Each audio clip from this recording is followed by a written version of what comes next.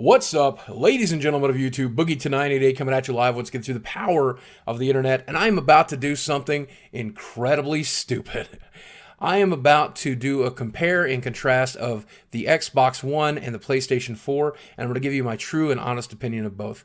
And the reason this is a stupid decision is because over the past month, I have spent a lot of time trying to build connections and bridges in the industry, meeting a lot of people, shaking a lot of hands, and a lot of people expect I don't know if they expect me to or not, but a lot of people would expect me to play softball here, to go right down the middle and not talk about the good stuff and the bad stuff, to not point out. And you know what? That's not who I am. And if that's what they expected when they came to me, they got the wrong thing. Because the whole reason I did this, the whole reason I interviewed these people and had the opportunity to do this is, yeah, I like free stuff.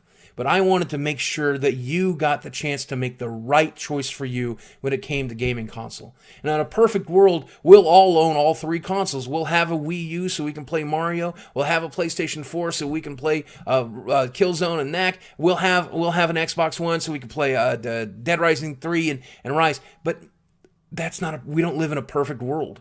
And I have the fortune and the luck to be able to have access to all these gaming consoles, but most people are going to have to make a decision. And I knew I wanted to help you make that right decision. So I'm going to do three things here. First, I'm going to talk about the PlayStation 4 and what they did right and wrong. I'm going to talk about the Xbox and what they did right and wrong. And then I'm going to endorse one of the two and help you figure out which one is the right one for you. And to the people I've met over the past month, to the people whose hands I've shaken, if this is upsetting to you, I'm sorry, but you had to know. You had to know this was coming. You should also know, before you listen to my opinion, that I am just a fat, neck-bearded gamer who has spent his entire life consumed by video games. So take everything that I say with a grain of salt. I want to start off with the PlayStation 4 here, and before I even get into it, I'm going to show you a link here in the info box below to Adam Sessler's review of the PlayStation 4, and there's also a link to his review of the Xbox One. He's going to show you the screen caps and the footage that I can't show you, and he did a much, much better job of it than I could even if I tried. So please, if you want to see what I'm talking about, watch Adam Sessler's review of the PS4. He does an amazing job of showing it, as well as the Xbox One.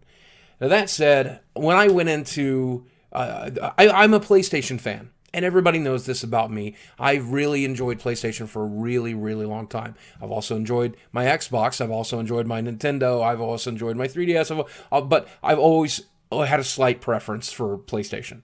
It's a system that's been very close to my heart. And in the last generation, I preferred the PlayStation 3 experience because I felt that it was very cutting edge. I felt that it was exactly what I wanted from it. It had all of the apps and stuff, the media streaming that I wanted to have, all right there, and it made it super easy to use. And then also the games. And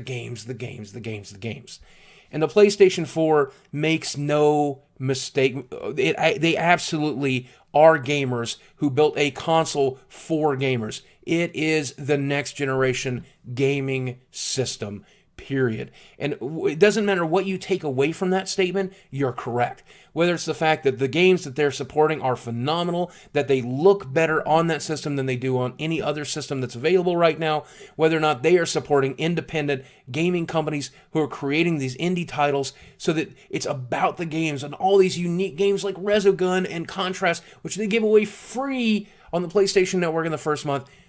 Just a wonderful experience. And if you choose to have a PlayStation 4 in your home, you're not going to be upset about that. It's a really, really, really good decision. The controller is great. The console looks great. The software is great. The social media integration is fantastic. It loads quickly. It's smooth. It's fast. It does everything you want it to do exactly the way you want it to do it. And it was a almost predictable choice because it was a console that was made by gamers for gamers. And I can tell you, I shook these people's hands over and over and over again.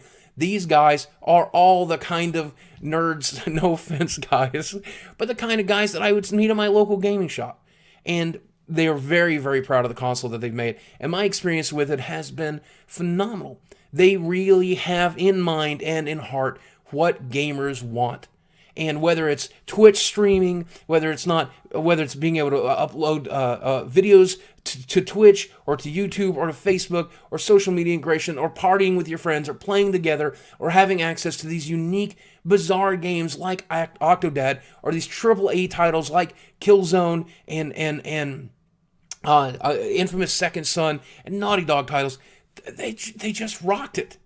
So if you choose to buy a PlayStation 4, you have not made a wrong choice by any stretch of the imagination. You have bought this generation's best gaming console. That's my opinion as a fat neckbeard, as a guy who's owned every gaming console since the Atari 2600. It was the right choice. You've made the right choice. And can I tell you right now, should you go out and buy a PlayStation 4? Absolutely.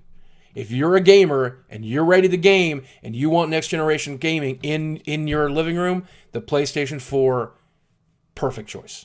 So that's pretty much all I have to say there. Now watch Adam Sessler's review and see why I feel that way. And then let's talk about the competition.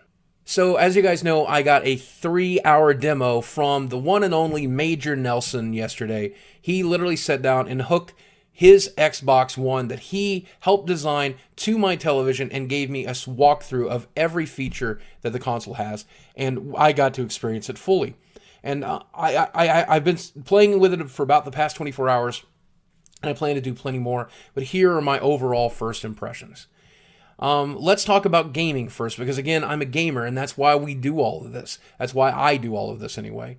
When it comes to gaming, the Xbox One does a pretty good job. It doesn't do as good a job as my PC, and it doesn't do as good of a job as the competition, but it still does a pretty good job. The hardware choices that they made have unfortunately stifled gameplay a little bit, and it's noticeably relevant when you're looking at games like Battlefield 4, which just looks better on the PlayStation 4.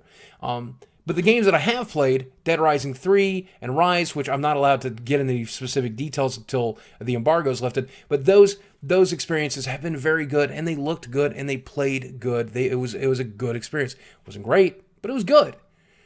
But that's not what the Xbox One brings to the table.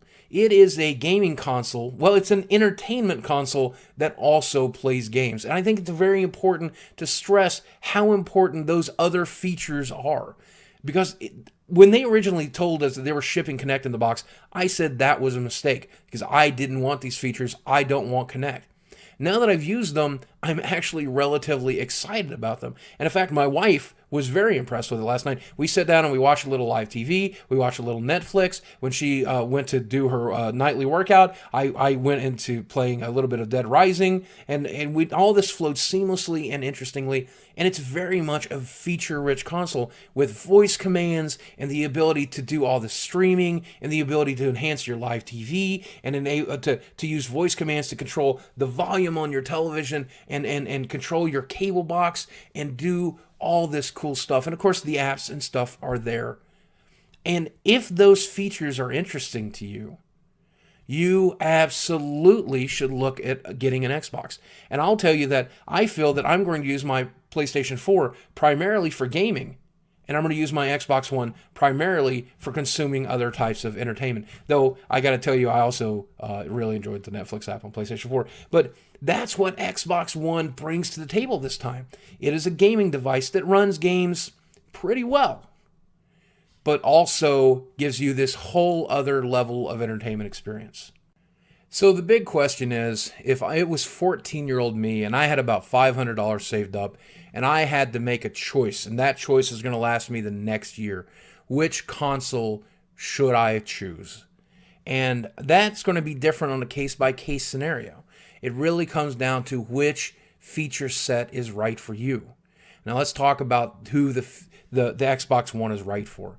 If you're the kind of person that wants to go into your living room and talk to your gaming console, your entertainment console, and you want to have enhanced live television viewing, and you want to have Netflix, and you want to be able to seamlessly flow between them, you want to be able to Bing search in a little snap window while you're waiting for your matchmaking to happen, watch live television or Netflix in a small window while you're playing your console shooter, that is the exact console for you. And yes, you do have to sacrifice a little bit in the hardware and in the current generation, the first launch of video games, and that they may not look as good as they will on the competition. That's the price you pay. You're giving up the edge on gaming for this extra feature set. And if you are a hardcore gamer and you really, really care about gaming, and that's 99% of what you want to do with your console, and you want to have it enhanced with social features and streaming to Twitch and all this cool stuff, and you still want some of those features anyway by buying the $60 PlayStation 4 camera, then the PlayStation 4 is absolutely the right choice. If you want to back the company that's going to have amazing titles by Naughty Dog, you're going to have Infamous Second Son, you've got Killzone, you've got a possible Little Big Planet coming out, which is important to me, may not be to you, that also has a cutting-edge graphical advantage for all of the multi-platform titles, then the PlayStation 4 is absolutely for you. And if you are the guy who loves independent games as much as I do, and you want the opportunity to play those indie games first, backed by Sony, and play such bizarre games as Contrast and Octodad and such amazing games like Resogun, the PlayStation 4 is for you. And in the perfect scenario, for me, on my personal level, those features for the Xbox One are something I can live without. I have other devices in the home that do those things just about as well. And so if it were up to me and I had to make a choice, I'd tell 14-year-old me to save the $100 and concentrate on the games. My wife, however, seems to really, really enjoy the enhanced features of the Xbox One. She really seems to enjoy being able to do Netflix, and she's going to enjoy the camera with playing Zumba and things along that line. So really, you have to identify your personal needs and choose the console that's the right choice for you. But I can tell you here and now, there is no wrong choice. And I would have told you before I had hands-on experience with these consoles, just buy a PC.